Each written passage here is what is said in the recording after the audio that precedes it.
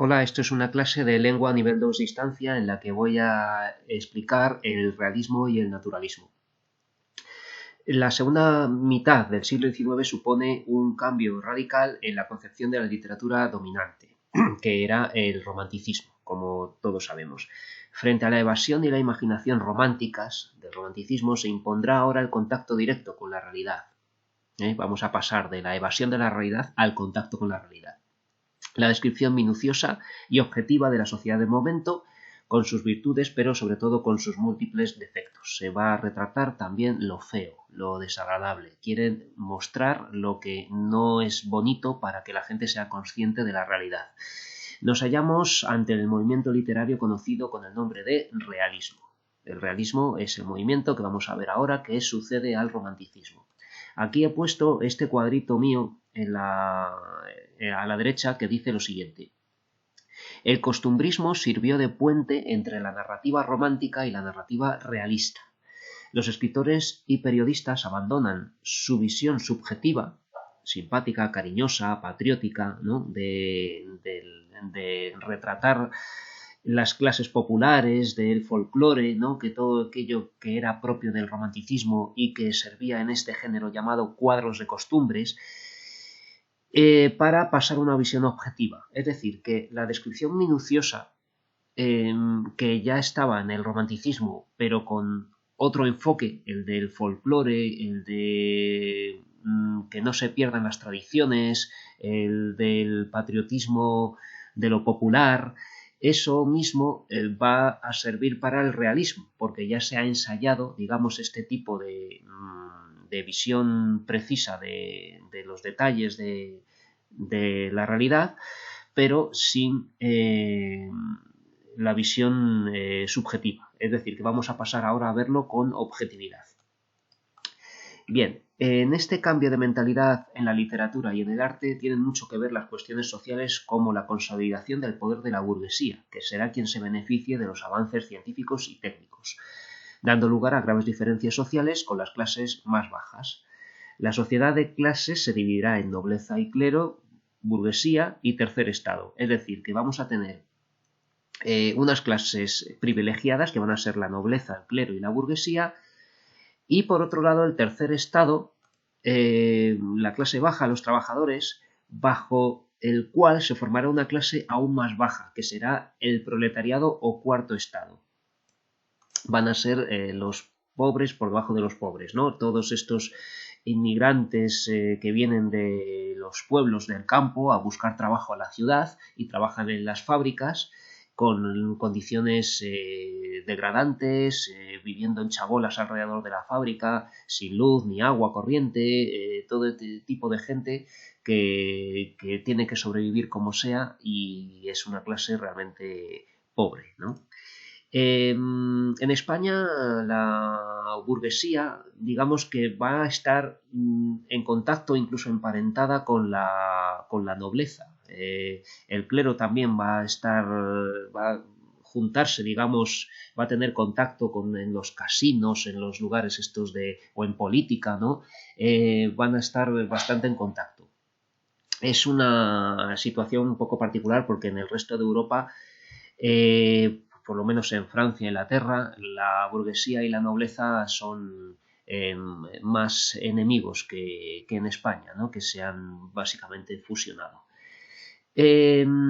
Estas diferencias sociales generarán ideologías como el marxismo y el anarquismo. El marxismo es la doctrina económica y filosófica creada por Carlos Marx y Federico Engels, de la que nace el socialismo o el comunismo, ¿no? Que intentará Marx expandir por Europa, sobre todo en Inglaterra, que es donde más obreros había y donde creía que iba a triunfar, pero no tuvo éxito y en cambio mucho después en Rusia es donde triunfó el marxismo en forma del comunismo de Lenin y luego Stalin. El anarquismo no ha triunfado en ningún lugar, pero fue una forma de protesta en gran medida, en cierta medida violenta. Los anarquistas A veces asesinaban gente también para reivindicar sus propuestas, ¿no? Y frente al marxismo, que cree que pretende tener un Estado que controle todo y para que así no haya diferencias sociales, el anarquismo lo que pretende es disolver el Estado, que no haya Estado, que todo el mundo se organice en forma de asambleas y así se decidan las cosas y de esa manera todo sea justo, equitativo y bueno, es todo idealista, ¿no? El marxismo también era idealista, ¿vale? Porque luego se ve que la clase obrera, cuando es dominante de todo, pues tampoco es que sea justa. Bueno, aquí tenemos un par de imágenes, una tarde, ¿no? de la burguesía, ¿no? Y luego aquí tenemos los picadores o rompedores de piedra, los picapedreros, ¿no? De este cuadro donde se ve con las caras ocultas el padre y el hijo que están dedicando su vida pues al trabajo, un trabajo duro, degradante. Ellos están con las ropas rotas, son gente pobre que tiene que trabajar para sobrevivir como sea, ¿no? Esto opuesto a la vida burguesa, ¿no? Con toda la elegancia, sus reuniones sociales de ocio, de bailes, de salón, etc., ¿no? Bueno, grandes novelistas europeos como Tolstoy, Balzac o Flaubert consiguieron hacer retratos muy fieles de la vida del siglo XIX, que no solo conmovieron a la sociedad que los leía, sino que además ayudaron a cambiarla. ¿De acuerdo? O sea, que los escritores realistas, con estos retratos fieles de la realidad, pretendían mejorar la sociedad, cambiarla, ¿no? Denunciando las cosas que no estaban bien. Un concepto importante, el positivismo. El positivismo es una corriente filosófica de esta parte final del siglo XIX que propone la observación rigurosa de la realidad y la experimentación como única manera de conocer el mundo. Y esto va a influir mucho en la literatura realista también. El positivismo es una filosofía que pretende analizar todo con método científico, ¿no? Esto es el positivismo, que niega, digamos, la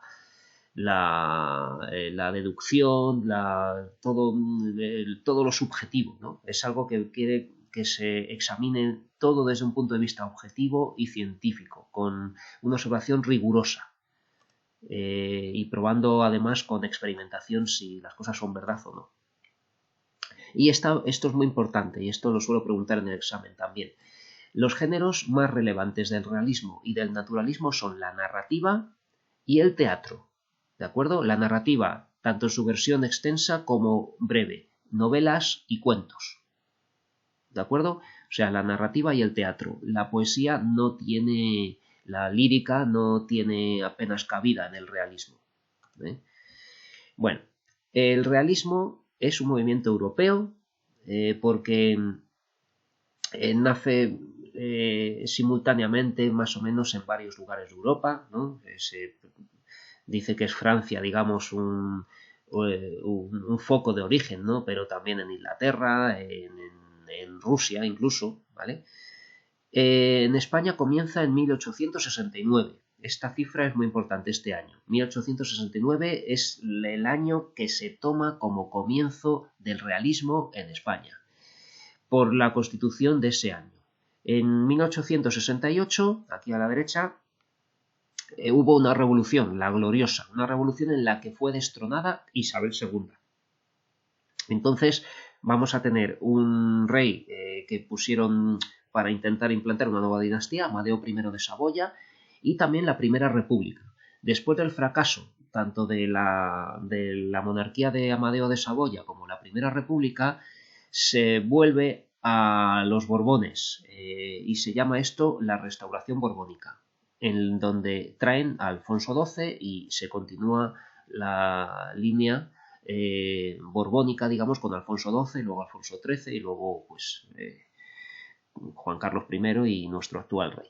¿Vale? Entonces, en este momento, el de 1869, es el momento en que empieza el realismo en España debido a las libertades que proponía esta Constitución, que era bastante más avanzada que la de 1812 o las que hubiera entre medias. Es una Constitución que ofrecía libertad de expresión o libertad de prensa. Entonces esto hizo que se publicasen bastantes novelas. Y en el movimiento español del realismo seguirá el estilo del de Europa. Y las características serán las siguientes. Observación objetiva. La obra nace de la observación y del análisis, ¿no? Debido a la influencia del positivismo, ¿vale? En contra de la imaginación y la subjetividad del romanticismo. Se busca la verosimilitud. Ambientación contemporánea, sobre todo. No se huye a otras épocas. Ahora bien, bueno, y la ambientación es urbana, sobre todo en ciudades. Ahora bien, también habrá novela histórica, pero esta novela histórica no va a ser subjetiva, sino objetiva. Una novela histórica que pretende ser un testimonio real y fiable de la historia, como hizo Benito Pérez Galdós con los episodios nacionales, que ya veremos. El análisis psicológico de los personajes también está presente, porque quieren analizar por qué piensan así, cómo son, ¿no? Y suelen ser normales, sin características heroicas, con virtudes y defectos. Los personajes suelen ser burgueses, a veces de media o baja burguesía, ¿no? Esto tiene que ver mucho porque eran los principales consumidores de esta literatura, eran los que la burguesía era los que más libros leía, ¿no? Más que los obreros o que ninguna otra clase social. Entonces es normal que fueran protagonistas también de estas novelas. Y también al final va a ir apareciendo el proletariado, pobres muy pobres, ¿no? en estas novelas. El narrador suele ser omnisciente, en tercera persona, para contar los hechos de manera neutral y ver qué piensan los personajes, ¿no? Un narrador omnisciente que se mete en la cabeza de los personajes, escuchamos sus pensamientos, sus recuerdos, sus sueños, etc., ¿no? Incluso, pues eso, saltos en el tiempo, qué pasó antes, qué pasará después, ¿vale? Esto lo hace el narrador omnisciente. En otras novelas también habrá narrador en primera persona, que puede ser el narrador protagonista o puede ser un personaje secundario que cuenta lo que pasa, pero que también va a dar una visión objetiva de los hechos. No va a ser un filtro, digamos, que nos vaya a mostrar los hechos de manera subjetiva. No, va a intentar ser objetivo este narrador en primera persona también. Fases del realismo. El realismo tiene las siguientes fases. El prerrealismo, que parte de una visión dual de la sociedad, la política y la moral, de manera que se nos presenta una sociedad maniquea, es decir, que hay buenos y malos, de una manera simple. Entonces, esto no es del todo objetivo, este prerrealismo, ¿vale? Se llama así porque estas novelas pues tienen una observación rigurosa de la realidad, tienen descripciones psicológicas de los personajes, pero suelen ser lo que se llaman novelas de tesis, novelas donde se defiende una idea frente a otra de la cual nos quiere convencer la novela. Por ejemplo, que hay pobres y gente, los obreros y los pobres son los buenos y los burgueses son los malos, ¿no? Que es lo más habitual. Entonces, quieren hacer evidente esta tesis, mostrando la crueldad, la indiferencia de algunos personajes que son, por ejemplo, de una clase social frente a otros, ¿no? Todavía no es el realismo pleno. Ahora bien, el realismo ya es objetivo. Ofrece una visión más amplia y abierta de la realidad, y para este tipo de obras es válida la definición que decía Stendhal, el francés Stendhal, con este seudónimo que tenía, que dio de novela, que tenía que ser un espejo que se pasea a lo largo del camino y refleja lo que se encuentra, ya sea elevado, miserable, moral, inmoral, ¿vale? Entonces, en el realismo los temas son muy variados, ya que se refleja toda la realidad del momento: política, proletariado, caciquismo, bajos fondos, mundo rural, infidelidad conyugal, vida en los conventos, ¿vale?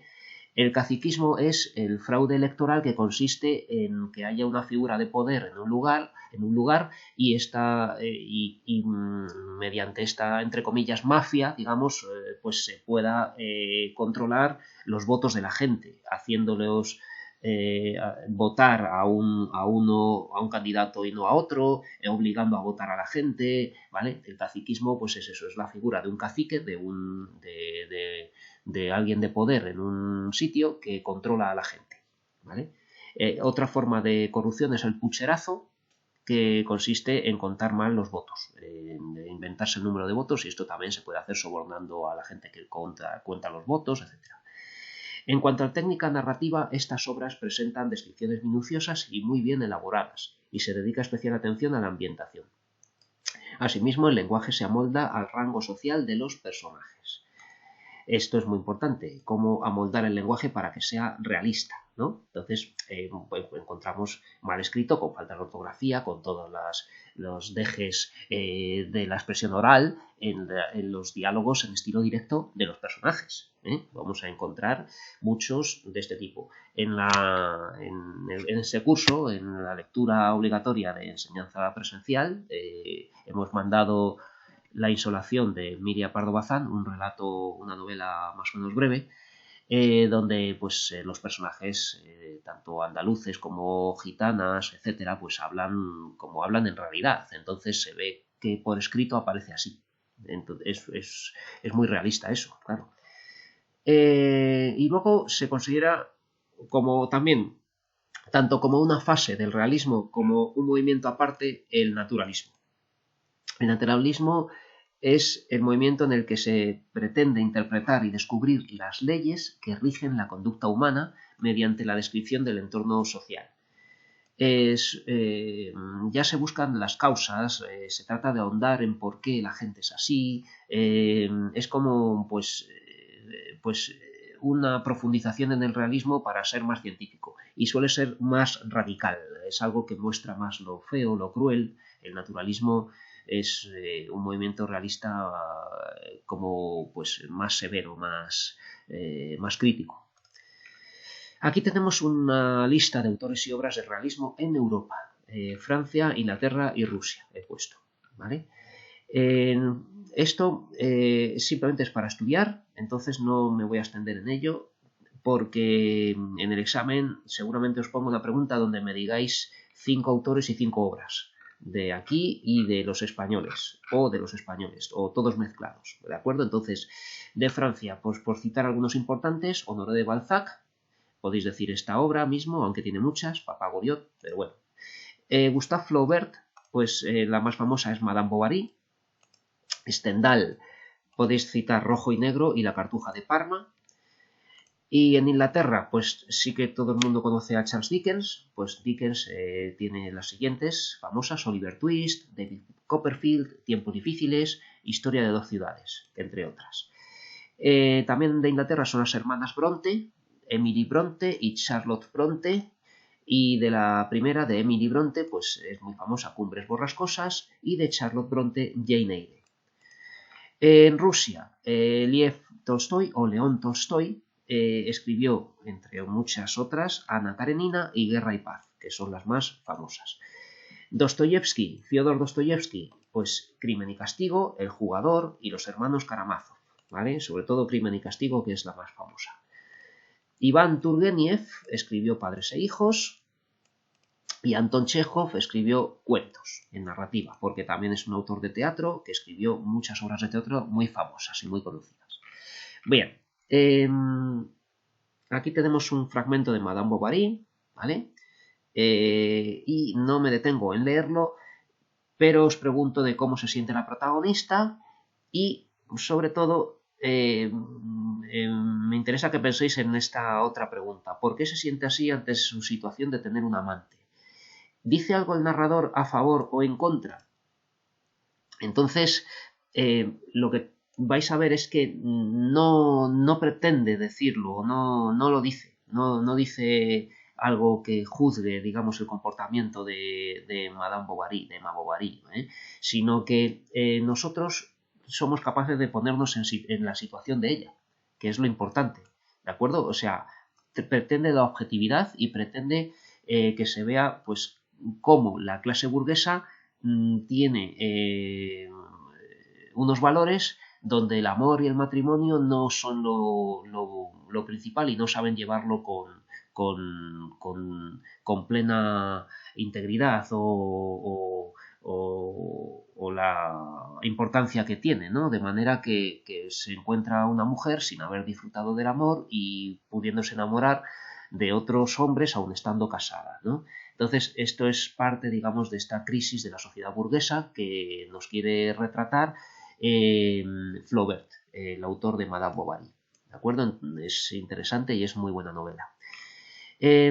Vamos a los españoles. Clasificación de autores españoles. Tenemos la primera generación y la segunda generación. Las de primera pues son de mayor edad, van a estar en contacto unos con otros, ¿vale? Pero los primeros, digamos, la primera oleada de autores serán Pedro Antonio de Alarcón, José María de Pereda o José María Pereda, Juan Valera, Fernán Caballero y Benito Pérez Galdós. Salvo Benito Pérez Galdós, los demás suelen ser de tradicional corte católico, ¿vale? Incluyendo la mujer, Fernán Caballero, que ahora os diré que esto es un seudónimo de hombre porque ella era una mujer. Son bastante tradicionales. No puedo decir hasta qué punto conservadores, pero sí que tienen la religión y la visión bajo el prisma católico de la sociedad española bastante marcado. La segunda generación, los más jóvenes, son Emilia Pardo Bazán, Leopoldo Alas Clarín y Vicente Blasco Ibáñez. Muy importantes los tres, que se suelen clasificar en el naturalismo. Son progresistas y con ellos se desarrolla el naturalismo en España. La más famosa es Emilia Pardo Bazán, pero no olvidemos Clarín y Blasco Ibáñez, que es un autor también que deberíamos conocer más. Autores y obras de realismo en España.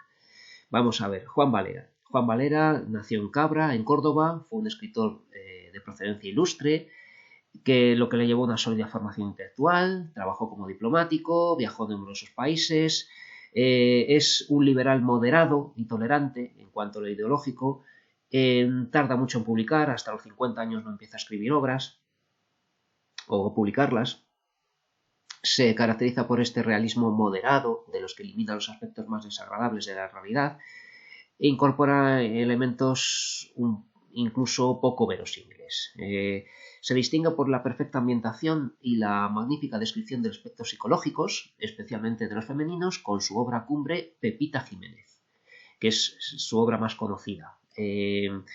Y además en lo formal, en el estilo, también destaca porque combina el carácter epistolar con la narración directa. O sea, que tiene un narrador, pero también incluye muchas cartas que se envían los personajes unos a otros. Entonces es una técnica curiosa, ¿vale? ¿De qué va? Pues el joven Luis de Vargas regresa a casa poco antes de ser ordenado sacerdote. Va a ser sacerdote, estudia en un seminario para ser cura, ¿no? Pero antes de ser ordenado sacerdote vuelve a casa y resulta que su padre tiene como pretendiente, digamos, para casarse una hermosa viuda que se llama Pepita Jiménez. Y entonces va a pasar una cosa, que es que aunque Pepita Jiménez es la prometida del padre, tiene la misma edad que Luis de Vargas. Entonces se van a enamorar los dos. Pero claro, hay dos grandes problemas, que está prometida a su padre, que el matrimonio ya está preparado para celebrarse, y que él va a ser sacerdote. O sea, es enorme el problema social que hay, ¿no? Pero bueno, no lo quiero destripar, ¿no? No desentrañar. Ahora decís esto de hacer spoiler, por si la leéis, ¿vale? Entonces, Pepita Jiménez, pues es una novela bonita e interesante. José María de Pereda era natural de Cantabria, es cántabro, es muy católico porque sus padres tuvieron 22 hijos, de los que sobrevivieron 9, fue mal estudiante. Este ambiente católico y tradicional no le impidió relacionarse en Madrid con otros escritores, incluso de otras vertientes políticas. Fue amigo de Benito Pérez Galdós, aunque fueran de visiones opuestas de la política, ¿no? Benito Pérez Galdós era socialista, ¿vale? Era alguien muy defensor de los obreros y de los pobres, ¿vale? Benito Pérez Galdós se preocupó siempre mucho por las clases menos favorecidas. Y también Clarín también era alguien bastante crítico, ¿no? Con la política de entonces. Pereda intentó emprender una carrera política como diputado carlista. Fijaos qué conservador era, que estuvo de parte de los carlistas, pero la abandonó, no lo vio claro. Y entonces, pues eso, abandonó la política. Su obra más importante es Peñas Arriba, ¿vale? Entonces, importantísimo subrayar autores y obras, por si os pregunto autores y obras en alguna pregunta del examen. Y en esta obra, Peñas Arriba, pues representa la vida rural cántabra, los pueblos de Cantabria, ¿vale? De manera costumbrista también. Cecilia Bolde Faber era el nombre real de Fernán Caballero, que es el seudónimo que utilizó para, bueno, pues para que no la juzgasen como mujer, entonces utilizó un seudónimo masculino para tener menos problemas.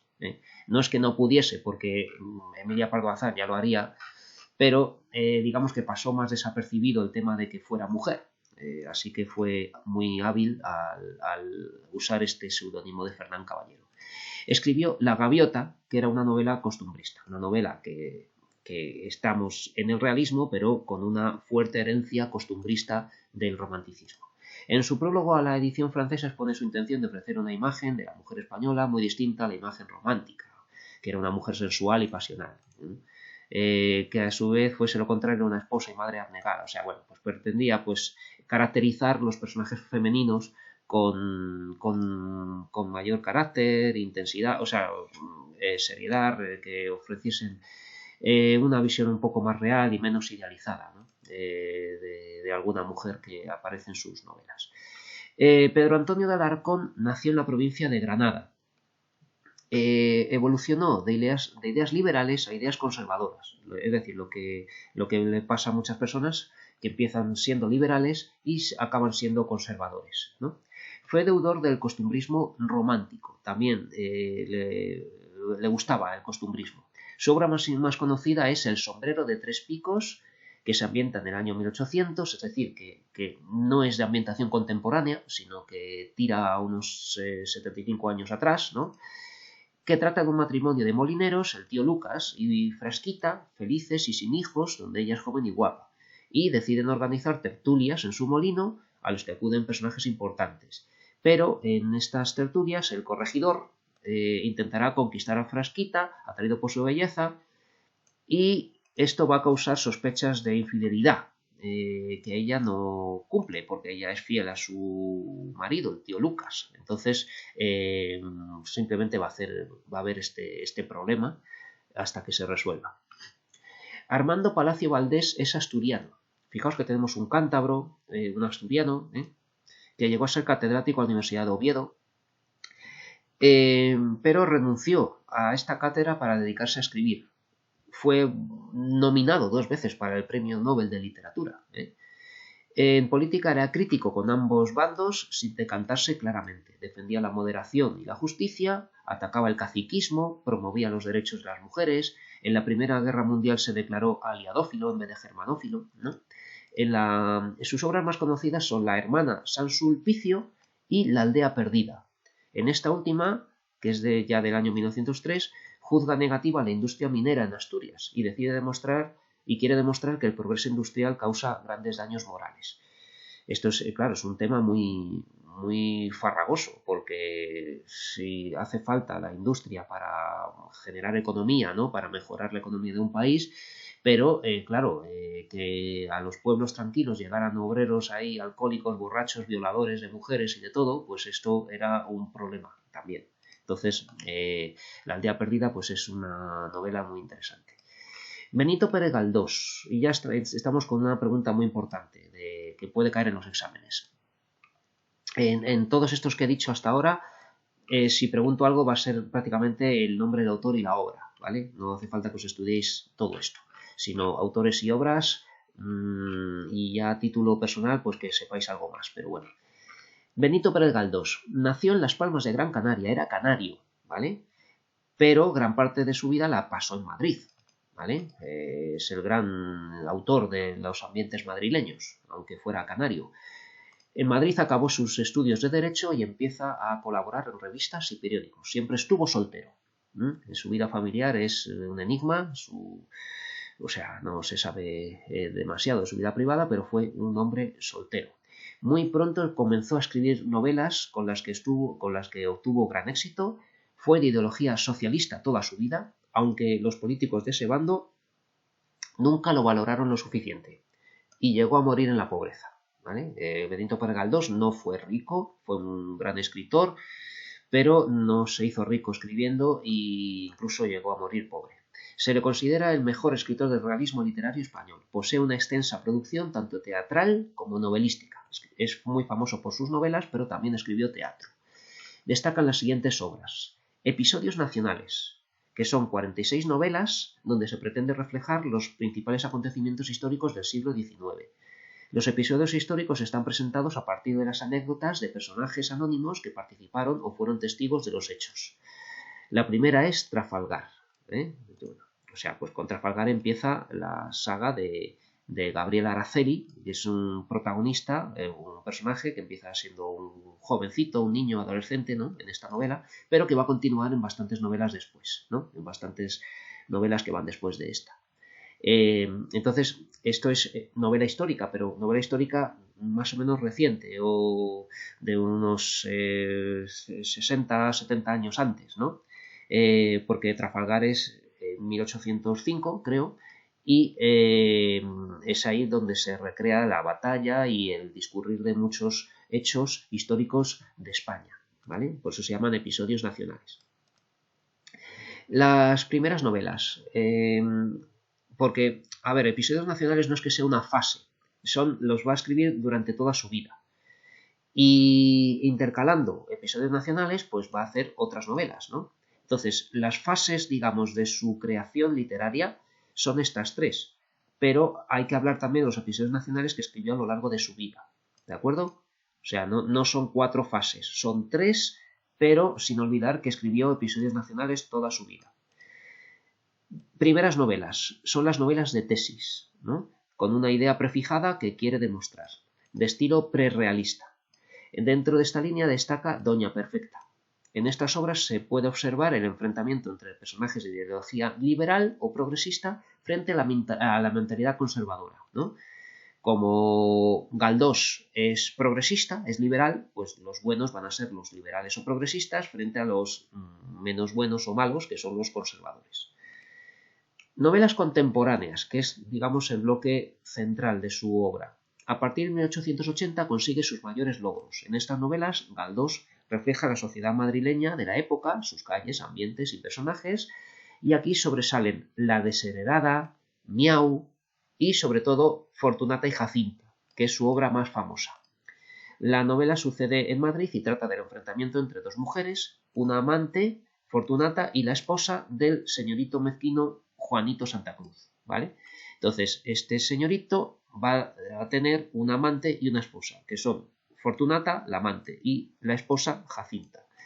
Jacinta representa a la clase burguesa, y Fortunata es una mujer sensual y hermosa, de origen humilde, que representa a las clases populares. Entonces, con estas dos mujeres vamos a tener personajes tipo, digamos, vamos a presentar a estas clases sociales de la burguesía y del tercer estado.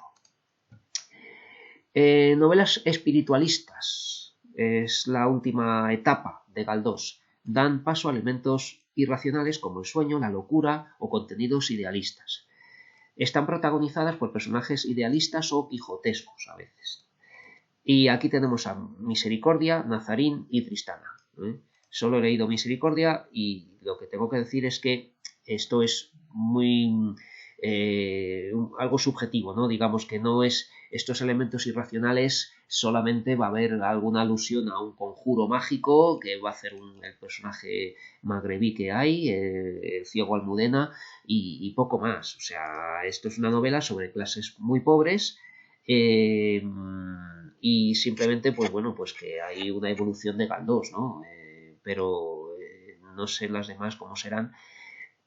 Podéis estudiarlo y hay que nombrarlo así porque está clasificado así en los libros, ¿vale? Novelas espiritualistas, pero que sepáis que Misericordia no es una novela donde haya elementos irracionales, no, es todo bastante normal.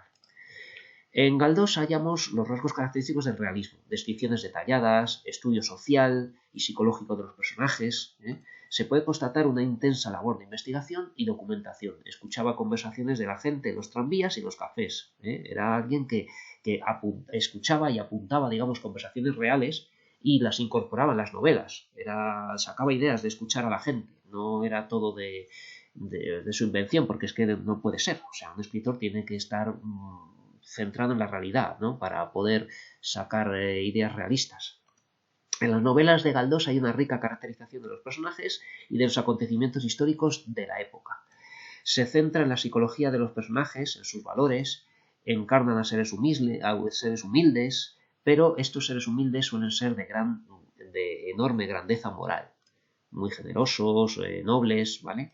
Galdós usa en sus novelas diferentes técnicas narrativas, como el narrador omnisciente, es un gran maestro del diálogo, el estilo indirecto, cuando recrea las palabras de otros personajes, el monólogo, cuando un personaje habla consigo mismo, ¿no? En sus obras se aprecia además el afán de mostrarnos la riqueza del habla cotidiana con su espontaneidad y frescura. Esta representación en los diálogos está muy lograda. En sus obras de teatro, que también quieren ser realistas, destacan El abuelo y Electra. También realizó una versión en teatro de su novela Doña Perfecta. Bueno, aquí tenemos una descripción de Pepe Rey en Doña Perfecta. Es interesante que la leáis porque, bueno, sobre todo para la enseñanza presencial, yo solía mandar un ejercicio voluntario de creación literaria para intentar escribir una descripción de este estilo, de alguna persona que imaginemos o que conozcáis. Escribir una descripción literaria, con metáforas, comparaciones, ¿vale? Entonces todo esto es interesante. Tenemos aquí otras descripciones de Fortunata y de Jacinta, ¿vale? Esto procede de un libro bastante bueno, de Editorial Algaida, ¿vale? Del que lo he tomado prestado. Y ya estamos en el naturalismo. El naturalismo surgió específicamente en Francia, declarado por Émile Zola, ¿vale? Y pretende llevar hasta el extremo los objetivos del realismo. Fue un movimiento muy polémico. En España hubo muchas dificultades para su propagación, ya que los escritores españoles rechazan el determinismo y defienden el libre albedrío, ¿vale? Entonces esto lo tengo que explicar ahora. Emilia Pardo Bazán fue la escritora que difundió este movimiento en España, pero como las ideas del naturalismo casaban mal con el espíritu religioso católico español de muchos autores, este movimiento tuvo poca difusión en nuestro país. Entonces vamos a hablar del determinismo, libre albedrío y demás cosas. El determinismo es una doctrina filosófica según la cual todo lo que acontece viene determinado por los acontecimientos. Esto está un poco mal redactado, acontecimientos por los hechos y los factores materiales, pero no por la voluntad humana. Es decir, que lo que ocurre está determinado, está, por así decir, predestinado, porque las cosas ocurren por las circunstancias que las rodean. ¿De acuerdo? Esto es el determinismo, que las cosas ocurren marcadas, condicionadas por las circunstancias de lo que ha ocurrido antes y de la situación actual, ¿no? Entonces el determinismo es que está determinado, está predestinado a algo. Aquí tenemos este cuadrito de la derecha que dice así: el naturalismo pretendía demostrar que la herencia biológica y las circunstancias que rodean al individuo, como la clase social, su ambiente, condicionan la conducta del ser humano hasta el punto de que carece de libertad de decisión y por tanto de responsabilidad moral. Es decir, que no solamente es que va a ser incapaz de decidir más allá de lo que pueda ver esa persona por su biología, su herencia genética, las circunstancias sociales en las que está inmerso y de las cuales no puede salir ni siquiera imaginar otra cosa. Entonces, las decisiones que tome van a estar bastante restringidas, ¿no? Esa persona no va a salir de ahí nunca, no va a cambiar. Las personas no cambian, es lo que nos quiere decir el naturalismo, ¿vale? Entonces, incluso con esto se carece, como dice aquí, de responsabilidad moral. Ni siquiera podemos decir que sea buena o mala esa persona, porque es así Es así porque está condicionada y está predestinada a ser así por las circunstancias que hay, ¿no? Que no se pueden cambiar y no pueden cambiar las personas, ¿vale? Entonces, esto es el determinismo y esto es un invento francés propuesto por Emilio Zola, ¿vale? ¿Qué va a pasar en España? Pues que en España somos muy católicos, éramos muy católicos y el libre albedrío era un rasgo del catolicismo que es lo siguiente, doctrina filosófica según la cual cada individuo puede determinar con autonomía sus acciones y propósitos, que puede decidir y puede cambiar cuando quiera, es lo que dice el libre albedrío. Es propio del catolicismo, cada uno puede definir su destino hasta en el último momento porque se puede arrepentir de sus pecados. Esto es lo contrario de la predestinación que es propia del protestantismo, ¿vale? De los luteranos, calvinistas y todo lo que es evangelista, etcétera, ¿vale? Lo que no es católico defiende más la predestinación que el libre albedrío, ¿no?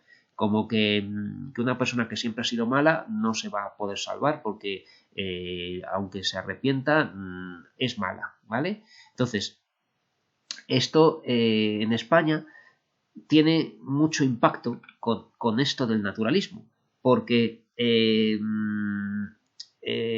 si queremos decir que el naturalismo defiende que las circunstancias condicionan a los individuos y no van a poder cambiar, como somos católicos, vamos a intentar meter con calzador esto. Es decir, que al final se pueden salvar. A pesar de que estamos muy condicionados, las personas pueden cambiar, ¿vale? En lo cual no sería aprobado por el propio Zola, ¿no? Porque está diciendo lo contrario, que no pueden cambiar las personas por mucho que quieran, ¿vale?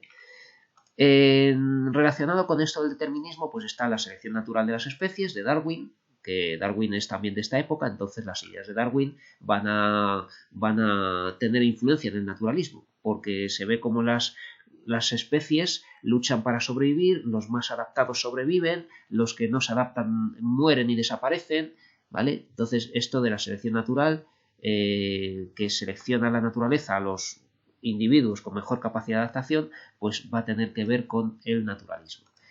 Y la herencia biológica, pues que los genes, ¿no? La herencia biológica, pero que también incluso en cuanto a costumbres heredadas, ¿no? O cosas así, pues va a tener que ver con esto, pues también se relaciona. La herencia biológica es algo que va a influir en la supervivencia de los individuos. Bueno, y ya estamos en Clarín, que Clarín no es claramente un escritor naturalista, no es, se le considera naturalista en algunos libros, pero en otros lo vais a ver en realismo. De hecho, es que el naturalismo es un invento francés que no tiene mucha cabida en España, pero bueno. Clarín, Leopoldo Alas Clarín, Clarín es el seudónimo, pero siempre lo nombramos así, Leopoldo Alas Clarín, como si fuera un apellido más, ¿vale? Clarín era un seudónimo, pero lo decimos detrás del nombre. Leopoldo Alas nació en Zamora y fue catedrático de Derecho en Oviedo. Era un magnífico periodista y de ahí su seudónimo Clarín, ¿no? Y luego también era un gran narrador, un gran escritor. En cuanto a ideología, Clarín fue un liberal republicano, incluso, que criticó con dureza la sociedad española, la corrupción política, la ignorancia de la sociedad, su atraso, superstición, caciquismo, ¿vale? Y destaca sobre todo por su gran obra La Regenta, de 1884, una obra magistral en la que el naturalismo español alcanza sus mejores cotas, ¿vale? La podemos considerar naturalista esta obra porque vemos cómo están los personajes decondicionados por el ambiente. La regenta está basada en el triángulo amoroso formado por Ana Ozores, esposa del regente de la audiencia de Vetusta, una especie de alcalde, ¿no? Vetusta es una ciudad inventada, ¿vale? Pero que representa a Oviedo, ¿vale? El nombre, por no decir Oviedo, dice Vetusta, y este alcalde o regente de la audiencia es Víctor Quintanar, ¿vale? Y su esposa es Ana Ozores. Y hay otro personaje que es Fermín de Pas, que es el confesor de Ana Ozores, que es además el cabecilla de la iglesia, se le llama el magistral, ¿vale? y otro hombre que es Álvaro Mesía, que es un hábil político y dueño del casino de la ciudad, que es un don Juan y es alguien que va a intentar enamorar a Ana Ozores también. Ana Ozores, como es muy joven y muy guapa y su marido es muy mayor y pasa de ella, no le da mucha atención, pues estos dos hombres, Fermín de Pas, aunque sea un clérigo, ¿vale? Porque es un hombre de iglesia, se va a enamorar de ella, y Álvaro Mesía también, ¿vale? Los personajes de esta novela tienen una profunda caracterización psicológica, está muy lograda. Se hace el retrato moral de estos individuos con sus ambiciones, frustraciones, grandezas, miserias, no solo de los personajes protagonistas, sino también de la multitud de personajes secundarios que pueblan la novela. Hay muchos personajes secundarios muy importantes. Pero también en esta novela destaca la profunda crítica social, la crónica de una ciudad provinciana de la época, con sus costumbres y ambientes, es decir, todo el cotilleo, el chismorreo, las costumbres que hay de una ciudad provinciana, de una ciudad como Oviedo. Se utiliza para la crítica la ironía, junto con la sutileza de mostrar algo ridículo o deplorable sin destacarlo, para que el lector avispado se dé cuenta, ¿vale? No, el lector se tiene que dar cuenta de estas cosas, no te lo dice el narrador. Hay algo, unos personajes se comportan de una manera ridícula, pero parece normal, y claro, hay que darse cuenta como lectores de que esto es crítica social, ¿vale? Vetusta, el nombre inventado para la ciudad de Oviedo, es un lugar dominado por los convencionalismos sociales, el poder de la Iglesia y de la aristocracia, la influencia de la religión y el miedo supersticioso a todo lo que suponga una innovación o venga de fuera. Una ciudad ultraconservadora. No solo nos describe Clarín el mundo de clases ricas y la burguesía, sino también los ambientes eclesiásticos y el mundo de los criados. Clarín también compuso novelas cortas como Pipá, la triste historia de un chico que vive del engaño. También escribió su novela Su único hijo, que es más floja que La regenta. Fue autor de numerosos cuentos. El más famoso de los cuentos es Adiós Cordera, en el que se enfrenta al mundo sencillo, en el que se enfrenta el mundo sencillo del campo a los avances de la tecnología y la deshumanización de la sociedad moderna. Clarín emplea un estilo generalmente sencillo, aunque elaborado, en el que se mezclan de manera proporcional la narración, el diálogo y la descripción. En este último aspecto, referido tanto a ambientes como a la realidad espiritual de los personajes, es un auténtico maestro en las descripciones. Se sirve de técnicas como el monólogo interior, también una adjetivación sencilla, pero de gran fuerza descriptiva, y unas comparaciones muy acertadas y a menudo bastante coloquiales. El narrador omnisciente y el estilo indirecto libre en las obras de Clarín. Esto es una pregunta importante, una pregunta que suelo preguntar en los exámenes. El narrador omnisciente, como todos sabemos, conoce todo acerca de los personajes, de sus sentimientos, pensamientos, su biografía pasada, lo que hará en el futuro, etc. Muchas veces este tipo de narrador opina acerca de los acontecimientos que se plantean en la novela e incluso acerca de los personajes, es decir, que no es neutral. El narrador a veces se posiciona con unos personajes u otros. Esto sucede sobre todo en las primeras novelas realistas, las novelas de tesis que hemos dicho, ¿vale? En las que se pretende demostrar una idea, convencernos de ella. En algunas novelas realistas aparece la técnica del perspectivismo, otro dato, que consiste en relatar la misma acción, pero desde dos puntos de vista diferentes. De manera que así somos más neutrales, vemos con mayor objetividad el relato, porque lo vemos desde un punto de vista y luego desde otro, entonces parecen las cosas más justificables, ¿no? Según avanza el siglo, aparecen las novelas de Clarín, que acabamos de ver, ¿vale? Este autor es maestro de la utilización de una nueva técnica llamada estilo indirecto libre. ¿De acuerdo? Muy importante esto de estilo indirecto libre. Es un estilo narrativo en el que se insertan dentro de los fragmentos narrativos algunos enunciados propios del pensamiento de un personaje. O sea que según está hablando el narrador, aparecen palabras de este personaje del cual estamos hablando, sin previo anuncio, sin usar comillas ni nada. A veces la presencia del estilo indirecto libre se reconoce por la variación de los tiempos verbales, pero sus rasgos caracterizadores son la presencia de rasgos lingüísticos que solo pueden ser propios de un determinado personaje y la constatación de que el mensaje contiene pensamientos, creencias, inquietudes o sentimientos que solo pueden ser atribuidos a ese personaje. Entonces, en este fragmento de la regenta vamos a ver lo que le pasa a Ana Ozores, ¿no? Ana Ozores, que es la protagonista, esta mujer guapísima que está casada con un hombre mayor, y nos cuenta un poquito el narrador lo que pasa. Esta costumbre de acariciar la sábana con la mejilla la había conservado desde la niñez. Una mujer seca la obligaba a acostarse todas las noches antes de tener sueño. Anita lloraba sobre la almohada. Aquella blandura de los colchones era todo lo maternal con que ella podía contar. No había más suavidad para la pobre niña. Entonces debía de tener, según sus vagos recuerdos, 4 años. 23 habían pasado, y aquel dolor aún la enternecía. Después casi siempre había tenido contrariedades en la vida, pero ya despreciaba su memoria. Una porción de necios se habían conjurado contra ella. Todo aquello le repugnaba recordarlo, pero su pena de niña, la injusticia de acostarla sin sueño, sin cuentos, sin caricias, sin luz, la sublevaba todavía y le inspiraba una dulcísima lástima de sí misma. Ana había tenido toda su vida nostalgia del regazo de su madre. Nunca habían oprimido su cabeza de niña contra un seno blando y caliente, y ella, la chiquilla, buscaba algo parecido donde quiera. Recordaba vagamente un perro negro de lanas, noble y hermoso. Debía de ser un Terranova. ¿Qué habría sido de él? Como nadie la consolaba al dormirse llorando, acababa por buscar consuelo en sí misma, contándose cuentos llenos de luz y de caricias.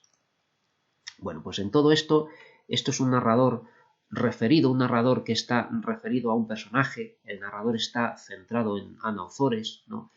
Vemos todo lo que piensa ella, todo lo que está considerando, ¿eh? Y tenemos algunos ejemplos de este estilo indirecto libre, ¿eh? Porque estamos viendo aquí, por ejemplo, entonces debía de tener 4 años. Esto parece que lo está pensando ella. Es como si estuviera contestándose, ¿cuántos años tenía yo? Pues debía de tener 4 años, ¿no? Porque el narrador debería de saber de todo. El narrador, si es omnisciente, puede decirnos, entonces tenía 4 años, ¿vale? Esta duda tiene que ver con lo que ella está pensando, ¿vale? Entonces aquí podríamos señalar como ejemplo algo de estilo indirecto libre. Debía de tener 4 años. Pero sobre todo aquí tenemos un ejemplo bastante más claro, que es cuando está recordando el perro de lanas, noble y hermoso, debía de ser un Terranova. Aquí también podemos decir que debía de ser un Terranova, porque el narrador omnisciente podía decir claramente era un Terranova, ¿vale? O sea, estas dudas tienen que ver con su manera de pensar. Y sobre todo esta pregunta, ¿qué habría sido de él? O sea, esto se lo está preguntando ella. Y aquí el narrador nos lo calza aquí, nos lo mete directamente, por sorpresa, sin que nos diga que esto es lo que pensaba ella. ¿De acuerdo? O sea, que esto es el mayor ejemplo de estilo indirecto libre. ¿Vale? Aquí en este texto, por si os lo pongo en el examen. Como nadie la consolaba al dormirse llorando, acababa por buscar consuelo en sí misma, contándose cuentos llenos de luz y de caricias.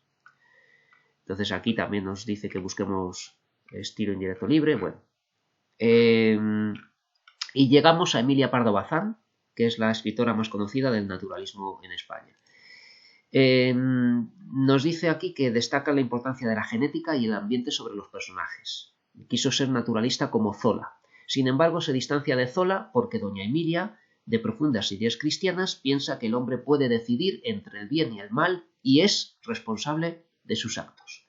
Es decir, que no es víctima, digamos, hasta el extremo de lo que de la condición marcada por las circunstancias político-sociales, naturales, del ambiente, sino que el ser humano en el fondo sabe lo que está haciendo y puede decidir entre el bien y el mal y puede decidir, ¿de acuerdo? O sea que Emilia Pardo Bazán va, digamos, a basarse en el naturalismo francés de Emilio Zola, pero sin dejar de lado las ideas católicas de libre albedrío, de poder decidir y saber lo que uno hace. Los Pazos de Ulloa. Los Pazos de Ulloa y su continuación, La Madre Naturaleza, se ambientan en la Galicia profunda. Presentan la historia de la familia Montenegro. En este contexto se presenta la lucha entre un mundo primitivo y decadente y otro más civilizado, pero que pierde, digamos, el civilizado porque vence, es más fuerte el primitivo y decadente, ¿vale? El mundo de lo brutal de la corrupción de los pueblos y de la inmoralidad, de la ignorancia de esos pueblos de Galicia. Julián es un sacerdote que se traslada a la casa de los Pazos de Ulloa para ayudar a administrar la finca, ¿vale? Este sacerdote va a representar el mundo civilizado. Los demás personajes principales son Don Pedro, el marqués, Sabel, la cocinera y amante del marqués, es la cocinera pero es la amante. El marqués Don Pedro se acuesta con Sabel, con la cocinera, cuando quiere. Perucho es un hijo ilegítimo del marqués y de la cocinera. Nucha es la esposa del marqués, que sabe de esto y no hace nada, ¿vale? Y Primitivo es el mayordomo y es el padre de Isabel, la cocinera, y que los maneja a todos, porque a Primitivo le viene muy bien que el marqués se acueste con su hija porque así está protegido, ¿eh? Él, como padre de la hija, que consiente eso, es parte de todo este complot y de una pues, familia pues así de inmoral, ¿no?